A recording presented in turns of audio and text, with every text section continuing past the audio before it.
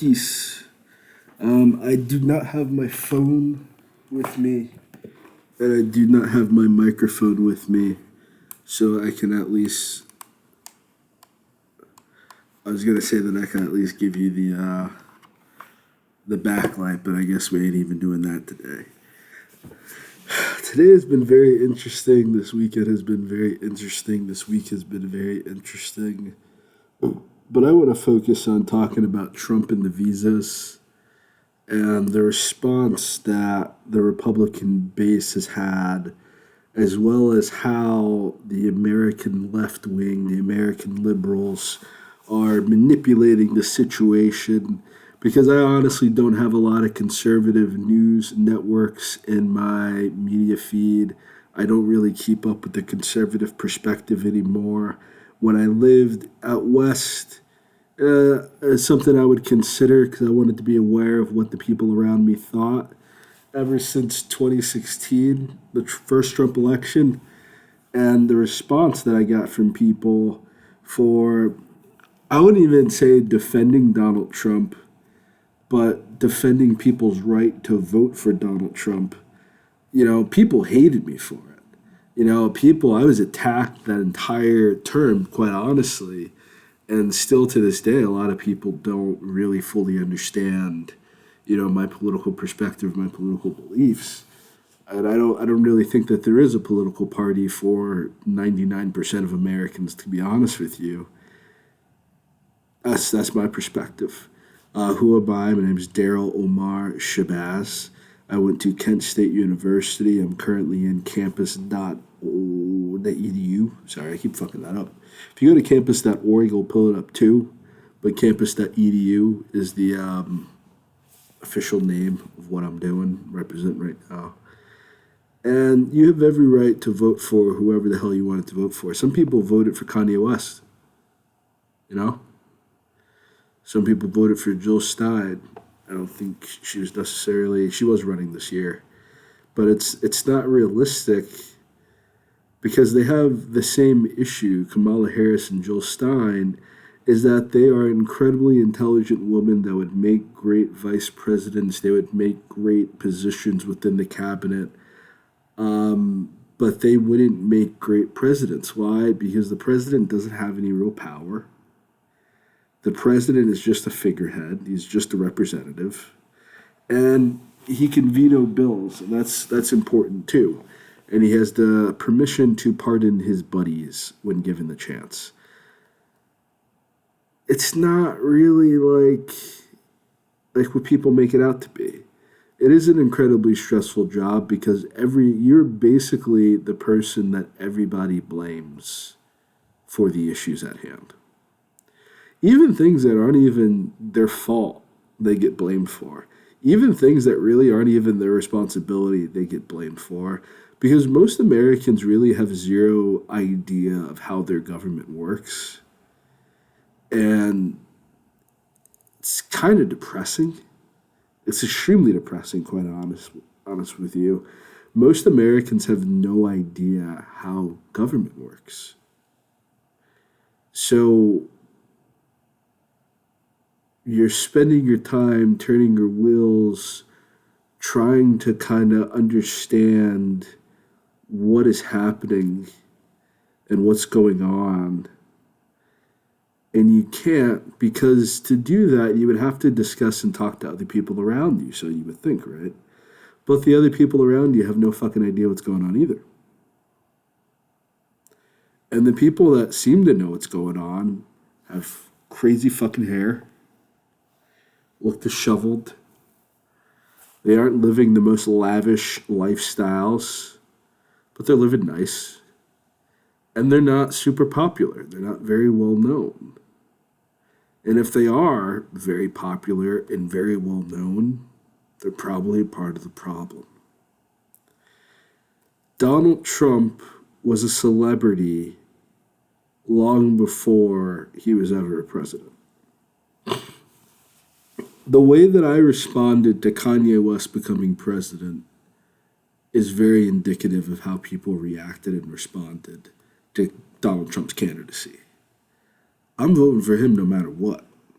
Kanye West was coming out of a fucking psych ward with blonde hair, getting a divorce, and I'm still like, how cool would it be for Kanye West to be president? You know, me and Kanye West don't share the same politics. Me and Kanye West don't share the same thought pattern. We're not in the same tax bracket. This man really has zero interest in my life whatsoever. I would have still voted for him for president. But how silly would it be of me? How silly would it be of me to vote Kanye West into the White House and be surprised when he makes 808s and Heartbreak, the whole album, the national anthem? So before every sporting event, you have to listen to the entire 808s and Heartbreak album. And I'm going to complain when I made Kanye West my president. I made him my president. I could have done more research. I could have looked into the situation more. I could have wrote to the news broadcast and asked him harder questions. I could have implored those who interviewed him to ask him harder questions. I could call him out every time that he lied. And those are things that I would have had to do 4 to 8 years before Kanye West became president. But now that Kanye West is president, before your sporting events, you got to listen to 808s and Heartbreak. It's mandatory that you need to have the Yeezy clothing line as your entire wardrobe, and you got to pay for it. And if you don't pay for it, you get a fine that's more expensive than the Yeezy clothing. You got to have it. You got to, and I voted for that. I voted for Kanye West. So the issue that you have here right now in American politics that you've had for a very long time, you've had this long before Bush Sr., is that the people that run for office do not represent anybody living in this country. They don't represent a single motherfucker in this country. They might look a little bit like you, but their lifestyle, where they're coming from, what they have been going through, the idea is this. A lot of people that end up running for the presidency were formerly senators, House reps, governors, things of that nature, and they were already making $250,000 a year in a position that is at least 4 to 6 years. This person is a millionaire. If they manage their money correctly, if they paid attention to what they were doing and they paid attention to the bills being passed and investing in the stock market, this person they're all millionaires. They've all earned well over $1 million over the course of 4 to 6 years. But for the grand majority of American citizens living in this country, it would probably take you 50 years on average to 48 years specifically. 48 years on average to earn your first $1 million purely through savings, your retirement fund. Maybe you play in the stock market or something of that nature. There is not a lot of social mobility in this country. But the means to that social mobility are through education. Huge. You could say training, you could say skills, you could say crafts, the trades. If I said that or not, I don't know. But you need to know something. You need to be good at it. You need to be competent at it. You need to be good enough that people want to pay you to do it. And if you really want to make it, you do things that no one else can possibly do. That's really how you make it, to be completely honest with you. And sometimes people are going to steal those ideas and make it for cheaper, and they're still going to make some money too. But if you're better than they are, you're still going to outlast the competition.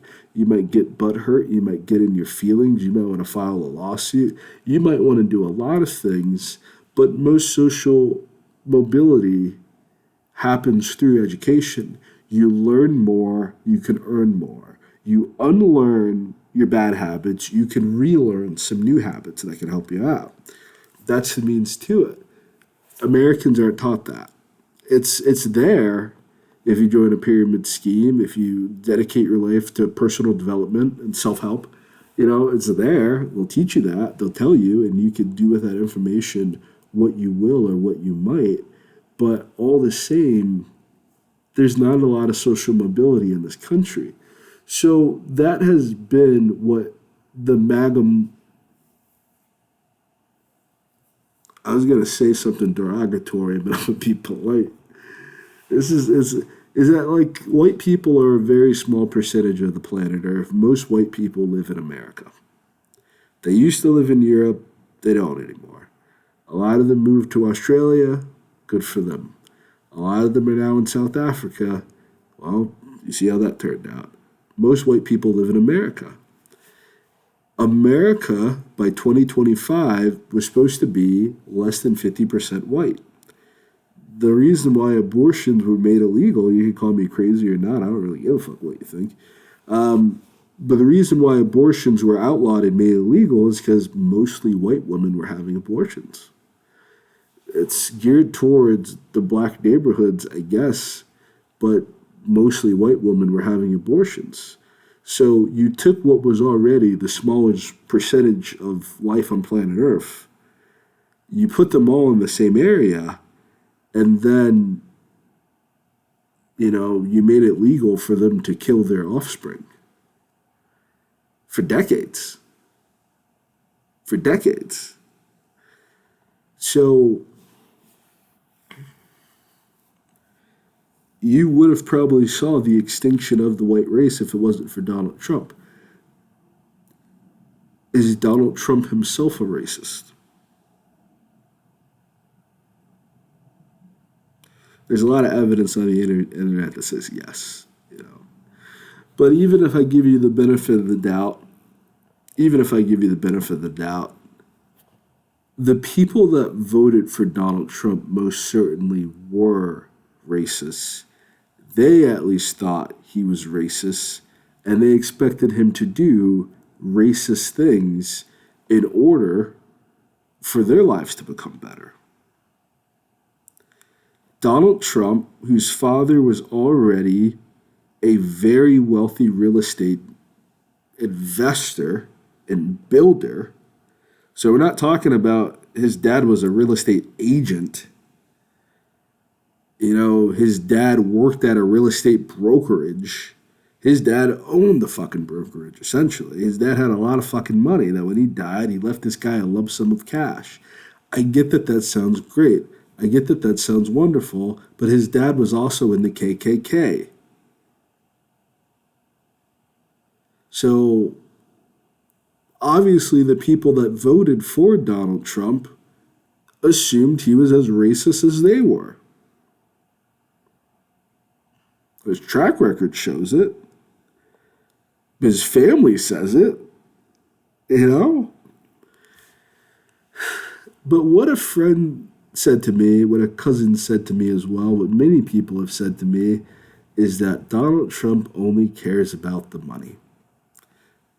And whatever is going to make him money, that's what he does. So this whole thing with the visas, it's very much like the thing with the abortions. You go back and forth, back and forth, back and forth, back and forth, back and forth. And he talks about birthright citizenship, and the MAGA base is rah, rah, yeah, great, fuck him up, yeah. The second Holocaust, let's do it. They're all for the second Holocaust.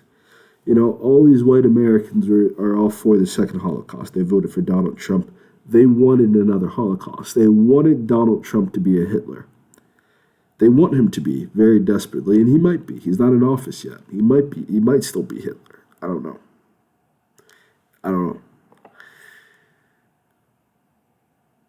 But they want him to be Hitler. Whether or not that is his own perspective of himself, whether or not that is the reality of what it's going to be, I don't know. I would suggest you leave the country for 4 years regardless. And because why? I don't think Donald Trump himself is going to shoot you, but I think that Donald Trump being president is going to empower a lot of racist white men, a lot of racist cops, a lot of racist Latino men, a lot of racist Latino cops to do whatever the fuck they want to do and to be inspired to do certain things because Donald Trump is in office and in the White House. So rather than being able to really enjoy life and life abundantly, people are terrified right now. But the idea of the H-1B visas and the reasoning behind the H-1B visas, it's very interesting. Because I never heard anybody say that they did not like legal immigrants. I thought the whole argument that the right was making was that legal immigrants was okay, but illegal immigrants was not. But then I believe you start to understand, again, this coded language that they use, that illegal immigrant did not mean someone who actually is not a legal citizen. Illegal immigrant meant black or white immigrant.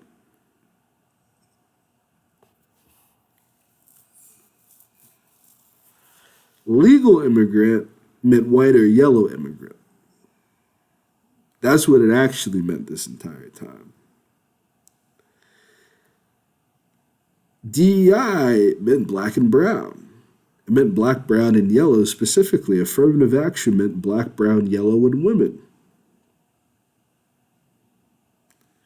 So all of you people sitting up underneath these white men, listening to them say this racist ass shit, and y'all sitting there applauding, clapping, and agreeing with the shit, yucking it up and saying, yeah, so he could go back and tell some other black person, well, my black friend agrees with me. Well, my Asian friend agrees with me. And you the one empowering that shit. You're the one, oh, my Latino friend hates the immigration too. His dad was a legal immigrant. His dad's dead now, rolling over in his goddamn grave. Because y'all want white validation more than anything else, more than the truth, more than free health care, more than free food, more than to affordable housing, more than free college. Y'all want white validation more than you want life and life abundantly. And that's what you're going to have. You're going to have all the white adjacency and white validation that you possibly have once these white and yellow people take over everything. And then the Asians are going to completely betray the whites. Because white people already betrayed Asians with the affirmative action and convincing Asian people that they were white, instead of telling Asian people how they really thought about them, like they did with black people. Instead of telling these Indian folks, I know Indians are Asian too, but you know damn well when we think Asian, we think the eyes. You know, when we think Indian, we think Middle Eastern, we think brown. They don't like that shit. They don't like y'all. And what you're doing is that you're trying to get them to like you. We can all see it. You know, you're like that friend. Latino people and Asian people, Northern Asian people, you're like Mean Girls. You're like Gretchen and the other chick that was following the I don't know Mean Girls very well. Regina. You know, I don't know the other. You're like Gretchen and the other chick that were following Regina, and black people are like Lindsay Lohan. And the Irish people. I fucks with Irish people for real. I fucks with Irish people for real. Black people and Irish people like Lindsay Lohan. And, you know, y'all are willing to do whatever the fuck Regina wants. Y'all would lick Regina's butthole clean if she asked you to right after she took a dirty gas station burrito shit and there was no toilet paper and she asked you, can you eat my booty hole so that I don't gotta sit in my own dookie? And you're like, yes, Regina, how would you like me to do it, please? Thank you, Regina. That's what you Latinos and Asian folks are like for real. Because y'all willing to do anything for white adjacency. And it's like against your own self interest. You got a lot of black people that are psychologically fucked up from Jim Crow and slavery and being hung and murdered for white validation. You know, I get why some black people are fucked up and vote against their self interest. I don't understand Latino people and Asian people so desperately wanting to be white when, as a black man, I view y'all as better than white people. I'd see the potential that you have far above anything that Europeans have done on planet Earth their entire existence on planet Earth. If you compare Latino culture to white culture, even post colonialism, the Latino culture is still far superior, but these people still call themselves and think themselves as white.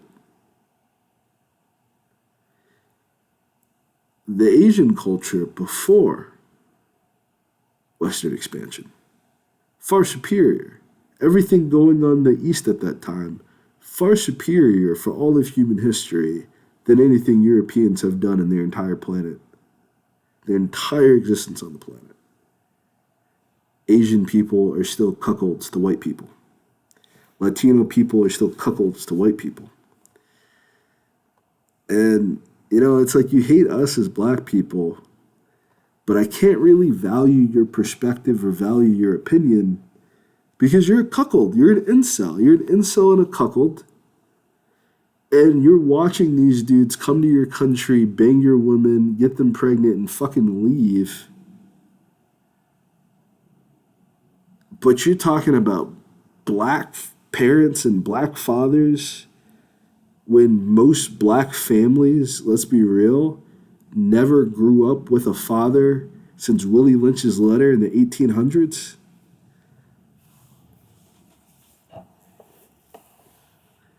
For everything that black people go through, there's a reason for it.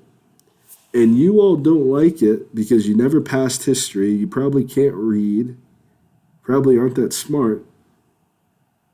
Everything black people have gone through, every criticism you have about black people, there is a reasoning for it. But your response to the factual, historical reasonings and evidence for why black people are in the situation you're in is, oh, stop complaining, you're just being a victim. But as white people do the exact same things to you that they did to black people 1,800 years ago, we tried to tell you, we tried to warn you, and you had no interest of listening.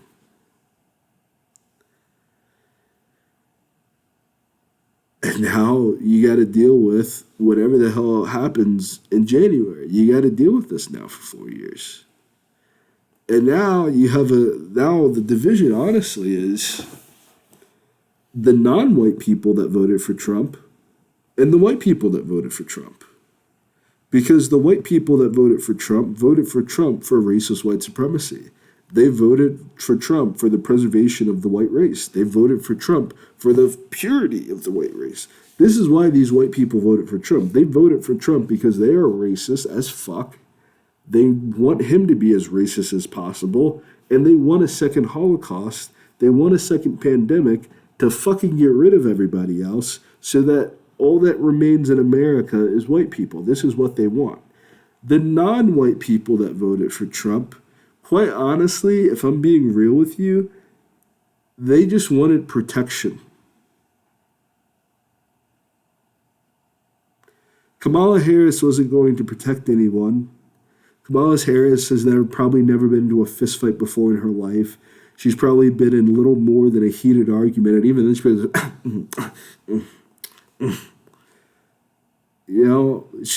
Kamala Harris isn't going to protect anybody. If someone bombed the fucking, how they're rebuilding the trade centers or the memorial there. If someone bombed the memorial for the Twin Towers, Kamala Harris would probably ask them if they had a bad day.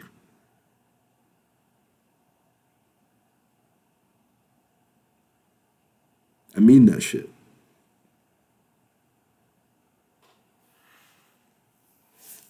These people saw that the second Holocaust was coming, and they either wanted to be the soldiers carrying out the Holocaust, Or they wanted to say, I voted for Trump, I voted for Trump. I voted for Hitler. Don't kill me. Don't get rid of me. I voted for Hitler too. I'm one of you. Just like many black people tried to do. Oh, white like us. Oh, those poors. Thinking that because you made some more money, they're going to be even less racist. The racist ones aren't necessarily the white people with money. The racist ones are the white people that ain't got shit, but they white skin and they tiny dick. You're going to have a major division in this country going on. And what you're seeing right now are the white people that voted for Trump and the non-white people that voted for Trump. But then outside of that, you have the majority of the country that did not vote at all. That's like an astounding figure to me. And I keep bringing this up. The majority of Americans, of legal voting aged citizens, did not vote at all. And out of those that did vote, majority voted for Trump, but a great deal voted for Kamala. Even within the states that won, there were still a significant amount of votes for Kamala Harris. So this is one of those Pyrrhic victories that, yes, you won, and you won by the skin of your teeth. You won right by the gums. And you have to live in that world now. Now that you're the champ and the target's on your back, they already tried to kill you twice. Your own people. These were not liberals that tried to kill Donald Trump. These were two conservative white men. These are two conservative voting age white men that tried to kill Donald Trump.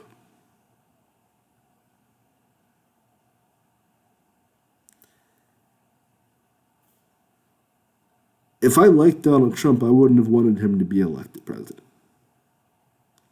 If I really cared about him, just like Joe Biden, if I really care about it, I don't want him to run for presidency. I don't want him to, because the job is like no other. And the type of man that you have to be president, Donald Trump simply is not him. Donald Trump is not a man. He is a fucking bitch in a suit. Donald Trump doesn't even have the courage to be himself in public. He's still coming out with a toupee. He's still tanning his skin. He's still afraid to show you what he's really like. He's a flabby old fat white man who wasted most of daddy's money, who's constantly in schemes, scams, and crime. But that represents most white men. It's time for black, brown, and yellow people to see themselves as global citizens. We don't have to like each other. We don't have to really even love and respect one another. But I feel like we need to just be ourselves right now. It's a good time to get back in touch with your culture. It's a good time to learn your own language, because you might have to leave this country. And not because someone forced you, not because someone deported you, but because the white people and the non-white people both want to be racist white supremacists. It doesn't matter what the history is. It doesn't matter what psychology says. It doesn't matter what sociology says. It doesn't even matter what the actual teachings of the Bible and the historical accuracy of the people in the Bible. It doesn't even matter any of that. They just want white validation so desperately and so badly because they don't want to be treated like niggas.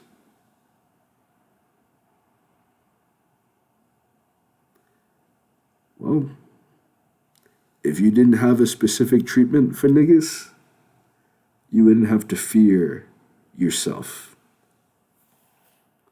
Peace, family.